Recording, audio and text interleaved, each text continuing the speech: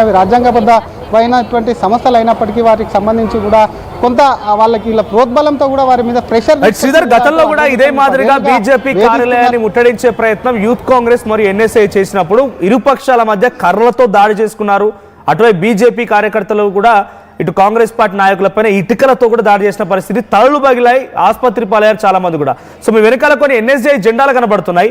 So NSI నాయకులు మళ్ళీ ఇప్పుడు ఈ ఆందోళన చేపట్టే విధంగా వారంతా కూడా ముందుకు వెళ్తున్నారు. ఒకసారి వారితో కూడా మాట్లాడించండి. అంటే వాళ్ళ ఉద్దేశం ఏంటి? బీజేపీ కార్యాలయం ముందుకు వెళ్ళి ధర్నా చేస్తే ఏమొస్తుంది? అంటే కాంగ్రెస్ పార్టీ ఇంటెన్షన్ ఎలా ఉంది? ఏమన్నా క్లియర్ కట్గా, ఎందుకంటే గతంలో మీరన్నట్టుగానే ఒకవైపు యూత్ కాంగ్రెస్ ఆధ్వర్యంలో బీజేపీ రాష్ట్ర కార్యాలయం ముట్టడించి ప్రతిఘటించడంతో కూడా వాటికి సంబంధించి కూడా బీజేపీ కాంగ్రెస్కు సంబంధించి తలలు పగిలాయి. ఒకసారి మీడియా ఇన్ఛార్జ్ సామ రామ్మోహన్ గారు ఒకసారి మాట్లాడించేటువంటి ప్రయత్నం చేద్దాం. ప్రధానంగా మీరు వెళ్తున్నాం, అటు బీజేపీ రాష్ట్ర కార్యాలయం ముట్టడికి మీరు వెళ్తున్నాం, వారు కూడా మీ మీద దాడి చేసేందుకు సిద్ధంగా ఉన్నారు. అసలు అనవసరంగా కూడా అటు రాజ్యాంగబద్ధ సంస్థల్ని పార్టీకి ముడిపెట్టడం సరికాదంటూ కూడా బీజేపీ ఆరోపిస్తుంది. ఏం చెప్తారు వాళ్ళకి దాడి? ఏది రాజ్యాంగబద్ధ సంస్థ? స్వతంత్రమైనటువంటి విచారణ సంస్థలను ఈరోజు వెపన్స్ల లెక్క తయారు చేసి ప్రతిపక్ష నాయకుల మీద ఎక్కుపెట్టి 50 గంటలు ఒక జాతీయ పార్టీ నాయకులని, సోనియా గాంధీ గారిని, రాహుల్ గాంధీ గారిని మనోవేదనకి గురి చేసుకుంటా, అబద్ధాలు 10 సంవత్సరాలు సంది చెప్పుకుంటా, ఈరోజు కనీసం ఎఫ్ఐఆర్ కూడా లేకుండా ఛార్జ్ షీట్ వేసి ఈరోజు డిస్మిస్ చేయించుకున్నటువంటి వాడు ఆ యొక్క ఇన్స్టిట్యూషన్స్ని వాడుకుంటున్నటువంటి వాళ్ళ మీద మేము నిరసన చేస్తూ ఉన్నాం. ప్రజాస్వామ్యంలో దాడిలో ఓడి చేస్తలేడు, మేము నిరసన చేస్తూ ఉన్నాం. 10 సంవత్సరాల నుంచి నేషనల్ హెరాల్డ్ అనేటటువంటి ఒక బోగస్ కేసు తోటి కాంగ్రెస్ పార్టీ నాయకత్వాన్ని బద్నాం చేసేటటువంటి కుట్ర చేసినటువంటి బీజేపీని, వాళ్ళు చిట్టీల మీద పేర్లు రాసిస్తే విచారణకు పిలిపించి విచారణ జరిపించినటువంటి ఈడీని, రెండింటినీ కూడా, ఈడీ అనేటటువంటిది స్వతంత్రంగా దర్యాప్తు చేయాల్సినటువంటి సంస్థ, రాజ్యాంగానికి కట్టుబడి, కానీ బీజేపీ నాయకులకి తొత్తులకి ఈరోజు వ్యవహరించినటువంటి తీరుకి మేము నిరసన చేస్తూ ఉన్నాం. ఈరోజు డిస్మిస్ ఎందుకైంది కేసు? అసలు ₹1 ట్రాన్సాక్షన్స్ ఇప్పటిదాకా చూపెట్టగలిగిరా? ఎఫ్ఐఆర్ లేనటువంటిది ఇన్ని రోజులు విచారణ చెప్పి కాలయాపన చేసిరంటే ఇంతకు మించిన బోగస్ కేసు ఏం కావాలి? బోగస్ విచారణ ఏం కావాలి? అసలు 2012లో ఇచ్చినటువంటి కేసు 2014లో ఈడీ విచారణ చేసి క్లోజ్ చేసింది. తర్వాత దాన్ని ఓపెన్ చేసి కక్ష సాధింపు చర్యలక రాజకీయం చేస్తున్నటువంటి బీజేపీ నాయకత్వాన్ని ఈరోజు మేము జనాలలోకి తీసుకొని పోతా ఉన్నాం. వాళ్ళు చేసినటువంటి కుట్రలేందో, ఎవడన్నా అధికారంలో ఉన్నాడు కుంభకోణాలు చేస్తాడు, అవినీతి చేస్తాడు, అక్రమాలు చేస్తాడు. ఈడీ అనేటటువంటి వాళ్ళ మీద చేయాల్సినటువంటి కేసులు 97% ప్రతిపక్ష నాయకుల మీద చేసింది ఆడికైనా సరిపోయిందా? ఎవడన్నా పోయి కాషాయం కండువా కప్పుట దాని మీద కేసులు డ్రాప్ చేసింది. ఎవరైతే విన్నారో ఎగ్జాంపుల్ ఒక రెండు ఎవరినైనా తీసుకోండి. సుజనా చౌదరి గారి దగ్గరికి మొదలు పెట్టుకుంటే XYZ ప్రతి రాష్ట్రంలో ఉన్నాయి. లిస్టు కావాలంటే ఎప్పుడు 150 పేర్లు ఇస్తా. 97% ప్రతిపక్ష నాయకుల మీద చేసారు. తర్వాత వాళ్ళు బీజేపీలలో చేరినటువంటివి ఉన్నాయి. అది మీరు సీఎం రమేష్ తీసుకోండి, సుజనా చౌదరి తీసుకోండి, నేను పక్క రాష్ట్రం కాబట్టి నేను చెప్తా ఉన్నా. ఈరోజు ఇన్ని ఉన్నాయి, బీఆర్ఎస్ మీద ఇన్ని ఈడీ కేసులు ఉన్నాయి, ఒకరి మీద కూడా చర్యలు తీసుకుంటలేరు. ఇవన్నీ ఏంటిది అని అంటే బీజేపీకి సానుకూలంగా ఉంటున్నటువంటి వాళ్ళ మీద ఒక లెక్క, బీజేపీకి వ్యతిరేకంగా పనిచేస్తున్నటువంటి వాళ్ళు ఒక లెక్క. ఈరోజు దాన్ని మేమేదో తల్వార్లను తయారు చేసి ప్రయోగిస్తామనంటే యుద్ధానికి మేము కూడా సిద్ధమని అంటున్నాం. ధర్మం దిక్కు నిలబడ్డాం. బ్రిటిషర్లనే తరిమినటువంటి చరిత్ర కాంగ్రెస్ పార్టీకి ఉంది. ఆ బ్రిటిషర్లు అడుగుజాడలను నడుస్తున్నటువంటి బీజేపీ వాళ్ళని కూడా తరిమే రోజు వస్తే తరుముతాం బరాబర్.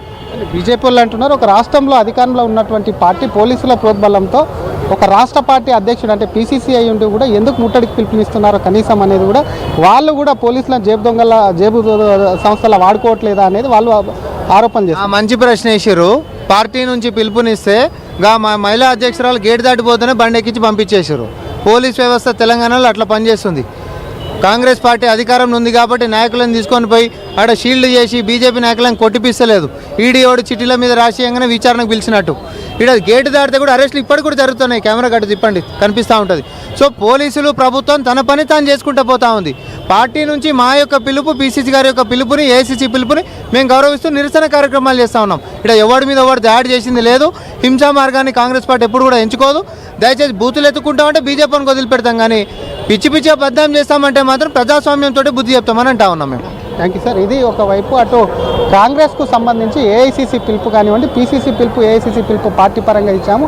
ఎక్కడ కూడా పోలీసులకు సంబంధించి ఇటు రాష్ట్రంలో అధికారంలో ఉన్నప్పటికీ పోలీసులు మాత్రం తమకు సంబంధించి మాత్రం ఎక్కడ కూడా వద్దట్లేదు. భారీగా పోలీసులు అటు మహిళకు సంబంధించినటువంటి అటు కాంగ్రెస్ మహిళా అధ్యక్షుడు, రాష్ట్ర మహిళా అధ్యక్షురాలని కూడా అరెస్ట్ చేసినటువంటి దృశ్యాలు కూడా చూస్తాం. మనతో మాట్లాడడానికి అటు కార్పొరేటర్ విజయరెడ్డి ఉన్నారు. ఒకసారి విజయరెడ్డితో కూడా మాట్లాడించేటువంటి ప్రయత్నం చేద్దాం. ప్రధానంగా ఈరోజు ముట్టడిని ఉద్దేశించి ఏం చెప్తారు మేడం, ఎందుకు వెళ్తున్నారండి? ఈరోజు మేము ముట్టడి చేస్తున్నది ప్రజలకు కూడా కనువిప్పు అవుతుంది కాబట్టి మేము చేస్తూ ఉన్నాము. ఎందుకంటే ఇన్ని రోజులు ఒక పనికి మాలిన నేషనల్ హెరాల్డ్ కేసు పట్టుకొని ఎలక్షన్ల ముందు మనల్ని ఇబ్బంది పెట్టి మా నాయకులు సోనియా గాంధీ, రాహుల్ గాంధీ, మల్లికార్జున్ ఖర్గే గారిని ఎంక్వైరీల పేరిట వాళ్ళని టార్చర్ చేసి కాంగ్రెస్ కార్యకర్తల నాయకులను మానసికంగా హింసించి ఎలక్షన్లో గెలిచారు వాళ్ళు. అదేవిధంగా ఫైనాన్స్గా మా అకౌంట్స్ అన్నీ కూడా సీజ్ చేసి వాళ్ళు ఎలక్షన్లో గెలిచారు. మేము ఒకటే డిమాండ్ చేస్తున్నాం, మీకు నిజంగా నైతిక విలువలు ఉంటే మీరు బీజేపీ ఇప్పుడు రిజైన్ చేసి ప్రజాక్షేత్రానికి రావాలని మేము డిమాండ్ చేస్తూ ఉన్నాం. ఎందుకంటే ఇది ప్రజా వ్యతిరేకంగా వాళ్ళు సంస్థలను వాడుకొని పవర్లోకి వస్తున్నారు అన్న దానికి ఈరోజు ఈడీ కేసు కోర్టులో కొట్టేయడం చూస్తూ ఉన్నాము మనం. ఈరోజు ఈడీ ఎట్లయితే బట్టబయలైందో రేపు రాబోయే రోజుల్లో ఎలక్షన్ కమిషన్ కూడా బట్టబయలవుతుందని మేము తెలియజేస్తా ఉన్నాం. ఈడీకి బీజేపీకి సంబంధం లేదు, ఈడీ అనేది రాజ్యాంగబద్ధమైన సంస్థ అనేది వాళ్ళ ప్రధానమైన ఆరోపణ. ఈరోజు అదే పదే వాళ్ళు అదే చెప్తున్నారు ముందు నుంచి. మరి నిజంగానే వాళ్ళకి సంబంధం లేకపోతే ఎలక్షన్ల ముందు ఈ నేషనల్ హెరాల్డ్ కేసు 2014 కేసు తెరపైకి ఎట్లా వస్తుంది? ఆ కేసు అడ్డం పెట్టుకొని మా నాయకులని ఎంక్వైరీల పేరు మీద వేదన ఎట్లా చేస్తారు? మా ఎలక్షన్ల ముందు మా అకౌంట్లన్నీ కూడా ఎట్లా సీజ్ చేస్తారు? ఇవన్నీ కూడా మరి ఎట్లా జరుగుతున్నాయి ప్రజలు గమనిస్తున్నారు. కోర్టులు కళ్ళు మూసుకోలేదు. ఈరోజు మేము కాపాడుకుంటున్న కాన్స్టిట్యూషన్ మన ఒక పిల్లర్ అయిన కోర్టు వాళ్ళని రక్షిస్తుందని మేము నమ్ముతా ఉన్నాం. డెఫినెట్గా ప్రజా క్షేత్రంలో కాన్స్టిట్యూషన్ అన్నది చాలా ఇంపార్టెంట్. అందులో భాగంగానే మేము మా నిరసన తెలియజేస్తూ ప్రజలకు కూడా మా దృష్టిలోకి తీసుకొస్తున్నాము. ఈరోజు ఈడీకి సంబంధం లేదు అంటూ వాళ్ళు ఈడీని ఎట్లా వాడుకొని పవర్లోకి వచ్చిందో మేము తెలియజేస్తున్నాం. నైతికంగా బీజేపీ ఓడిపోయింది. నైతికంగా ఒక్కరోజు కూడా అక్కడ సెంట్రల్లో రూల్ చేయడానికి వాళ్ళకి హక్కు లేదని మేము తెలియజేస్తున్నాము. ఈరోజు ఈడీని